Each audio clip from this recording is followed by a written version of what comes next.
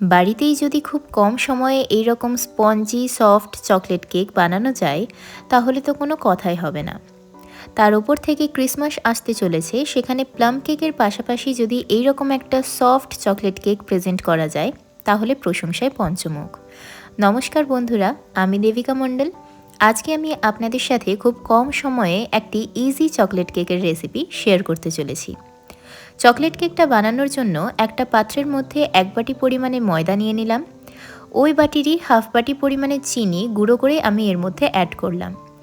এরপর ওই বাটিরই 4 ভাগের 1 ভাগ দিয়ে দেব কোকো পাউডার।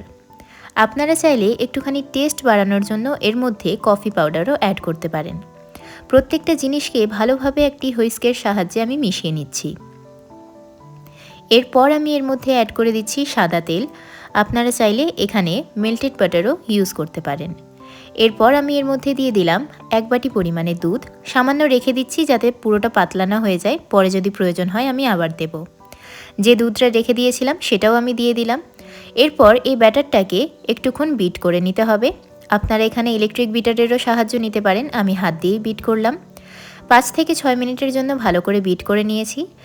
এবার একটি স্ট্রেনারের সাহায্যে half tablespoon baking powder আর তার থেকে কম বেকিং সোডা দিয়ে দিলাম, আর দিয়ে দিচ্ছি ভ্যানিলা এসেন্স। প্রত্যেকটা জিনিসকে আবারও ভালো করে মিশিয়ে নিতে হবে। এখানে কিন্তু বেশি বিট করা চলবে না, একটুখানি হালকা হাতেই বিট করতে হবে। এরপর ব্যাটারটাকে একটুখানি রেস্টে রেখে দিলাম, ততক্ষণ টিনটাকে প্রিপেয়ার করে নিচ্ছি। টিনের মধ্যে সামান্য পরিমাণে আমি বাটার গ্রিস করে নিয়েছি।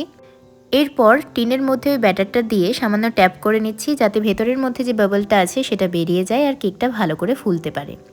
ততক্ষণ কড়াইয়ের মধ্যে আমি দিয়ে দিলাম একটা স্ট্যান্ড, সেটাকে 5 মিনিটের মতো প্রিহিট করে নিলাম। এরপর কেক টিনটা দিয়ে তারপরে ঢাকাটা দেওয়ার পর একটা ভারী কিছু ঢাকা দিয়ে দিতে হবে। 10 মিনিটের জন্য এটা ভালো করে কিন্তু কুক করে নিতে হবে। 10 মিনিটের পর দেখুন কেকটা কত ভালো করে ফুলে গিয়েছে। আর একটুখানি আগে ঢাকাটা খুলে তারপর কাজুগুলো দিতে হতো, এখানে কাজুগুলো ওপরেই থেকে গিয়েছে। তারপরে আমি আবার 5 মিনিট, মোট 15 মিনিট কেকটাকে কুক করে নিয়েছি। তারপরে আমি একটা টুথপিকের সাহায্যে ভালো করে দেখে নিচ্ছি যে কেকটা কোথাও কাঁচা আছে কিনা। কেকটাকে গ্যাস থেকে নামিয়েই ডিমোল্ড করা চলবে না, প্রথমে একটুখানি ঠান্ডা করে নিতে হবে। তারপর একটি নাইফের সাহায্যে এইভাবে চারিদিকটা ছাড়িয়ে নিয়ে একটি প্লেটের মধ্যে এটিকে ডিমোল্ড করতে হবে। আমি ওপর থেকে একটুখানি চকলেট দিয়েছি ডেকোরেট করার জন্য, আপনারা চাইলে অন্য কিছুও দিতে পারেন। কেকটা সম্পূর্ণ তৈরি হয়ে গিয়েছে। আপনারা অবশ্যই বাড়িতে একবার ট্রাই করে দেখবেন। যদি ভালো লাগে একটি লাইক করে দেবেন। দেখা হচ্ছে নেক্সট ভিডিওতে, ততক্ষণের জন্য বাই।